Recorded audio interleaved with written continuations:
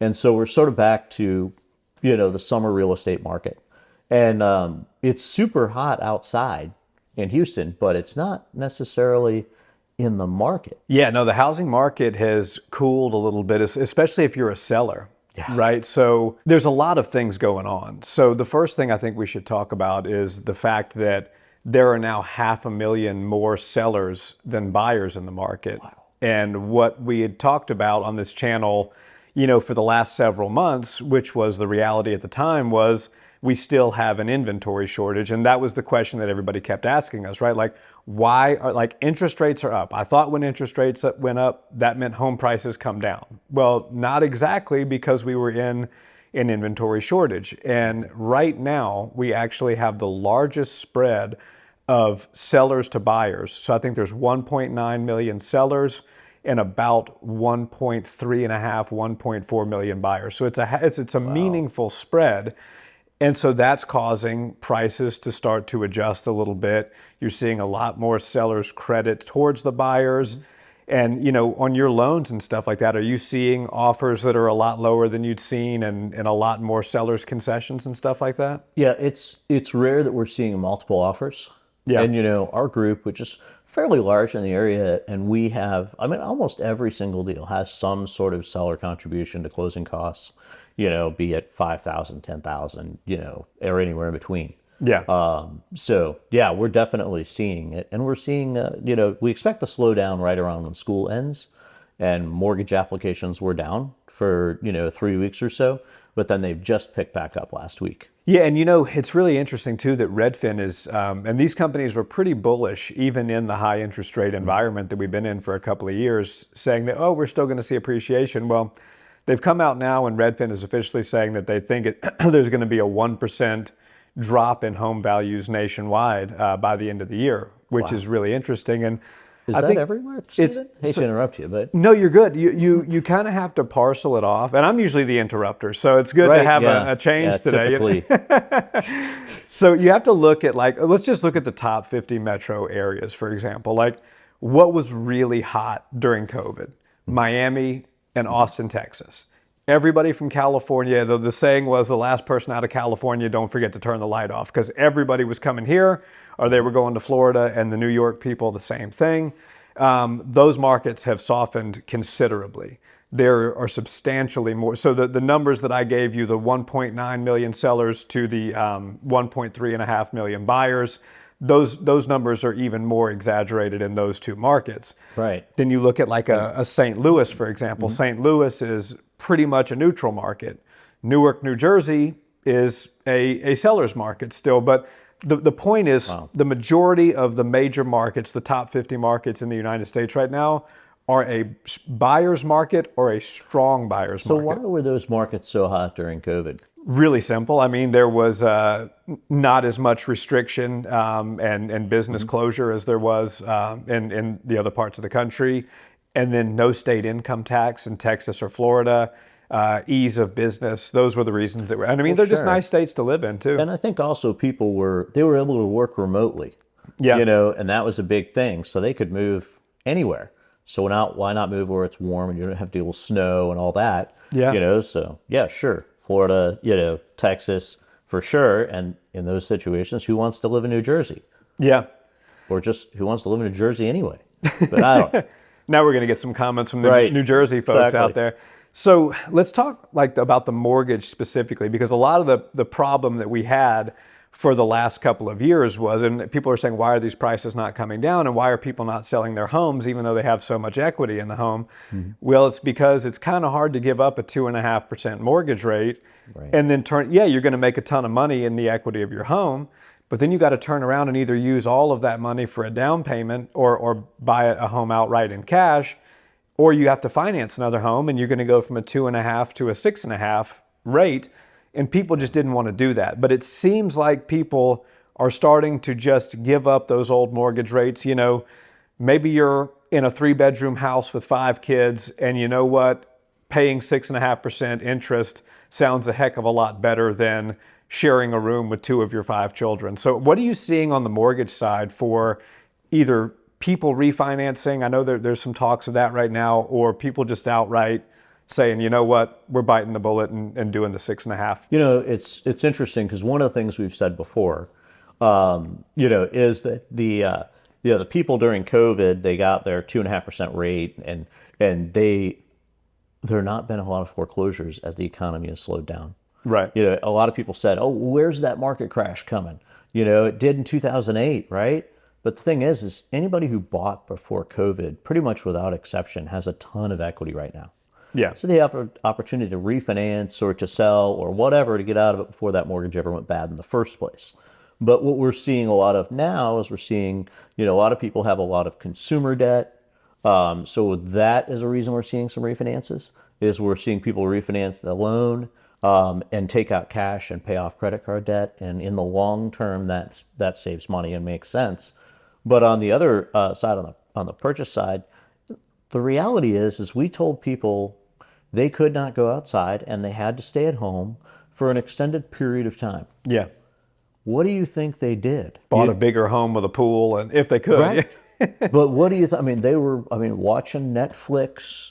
They were hanging out together. They're spending a lot of time together. They decide they like each other. All of a sudden, we've got more children. So we go from having 2 kids to having 5 kids. Yeah. And so what we're seeing is those folks that have been living in too small a house that they thought was their dream house, you are now going, man, we have got to get a larger place. Yeah.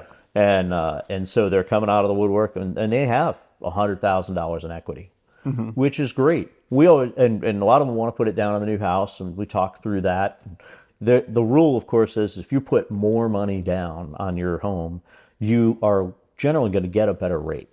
Right. And so that's what a lot of people are seeing the benefit of. So yeah, you go from 2% to 6.5%, but you have a smaller mortgage now because you put a whole bunch down out of your equity in your old house. And also, that rate is a little bit lower when you're putting that much down anyway. So. And I think, we talked about the crash that you mentioned, and a lot of people, I think even your son said, why are you ignoring the fact that a major crash is coming? So Right. it's, and I've said this all along. People are sitting on a lot of equity. In a pinch, they can just sell, and they can cut the price and sell a little bit and move the house fast. But when and that's why I don't think we're running up against another 2008 sort of situation. Now, there is the affordability stuff. Like, a lot of people are priced out of the market. We have to just be honest about that. But a 1% drop, like we're talking, the League City, Texas area where we are, which is a nice suburban area, 30 minutes or so from Houston. Yeah. We're looking at an average price point of around $400,000. Yeah. That means the average price point is going to go down to $396,000. Yeah. That's a 1% drop, $4,000 off so that's not the 2008 fire sale that everybody thinks that we're going to see. And so if you're a buyer, you probably want to consider maybe getting into the market, because even though we're expecting prices to come down, it's not coming down so drastically that it makes sense to keep paying rent for another couple of years. And, you can probably get some seller's concessions negotiated into your deal to get the seller to pay for your closing costs, stuff like that. And the sellers are happy to do it because they don't want to sit on the market for 90 or 120 days. Right. So now, if I list my house, in an average With market, me, of course. well, naturally. For naturally. 5% commission. So, right. Yeah, 100%. And so if I list my house, if I did that in a stable market, how long does it usually take? So, I'll give you an example. I just sold one in our neighborhood, and I think, it's hard to give a real clear answer because it depends on a lot of things. It depends on how you price the house. Right. And it's not just looking at the comps. It's looking at the comps, what the market absorption rate is for any given neighborhood, what your current competition is. Like, those are the 3 ways I like to price a home. Sure. And I like to, let's say this home, for example, that I sold, I think the comp showed it at around 655, 660, somewhere in like that. You just price it a hair below at 649, and you get multiple offers. And that's exactly what we had, which is not common to get multiple offers right now. But it's going to depend on that. But I think you can kind of expect, on average, 60 to 90 days minimum to be on market if you're priced reasonably. If you're overpriced, you can sit a year or more. If you're priced well, you can move fast. So it just depends on how well you do that. But I would say the average, I'd say 60 to 90, maybe 120 days. And that makes sense. And that's why we're seeing, offers being made for, 10,000 less or 15,000 less and actually getting accepted. We're Yeah. seeing a lot of under list homes, unless it's priced right. If Yeah. it's priced at value, then great. The problem is a lot of folks, get the idea that their house is worth more than it actually is. Yeah. I've made that mistake myself. So, in that case, you got to listen to your agent, expect that they know what they're talking about. They provide comparable properties to show you, okay, maybe you should price it a little bit lower where they tell you to so you Yeah. can sell it. But we're typically seeing, a price drop off of the list price, and so people are getting a deal. And so it's a buyer's market here for sure. Yeah. They're in the driver's seat. Now, are they in the driver's seat to get $100,000 off the list price? No, that's not going to happen. Yeah. Just point blank. But, is it going to get you 10, 20, 30, 10 or $20,000 off? Maybe. Yeah, and so, It depends on the and even house. if you don't get any, if you don't haggle on the actual sales price, but you get the seller concessions, a lot of people prefer that actually because, the mortgage. Why am I telling you this? But Right. the mortgage payment is not that much difference with $10,000 off, but $10,000 up front that you don't have to come out of pocket that you can use for painting or remodeling a bathroom or just Yeah. paying off debt or whatever is that's something that a lot of people they see that as more attractive. And one thing I wanted to end on is the condo market is actually even more exacerbated than the general housing market. There's, I think, 83% more condos for sale than there are buyers for those condos. And those are sitting, we talk about the problems with condos, the HOA assessment, the HOA monthly fees, the fact that there's just so many of them for sale now and insolvency with the HOA.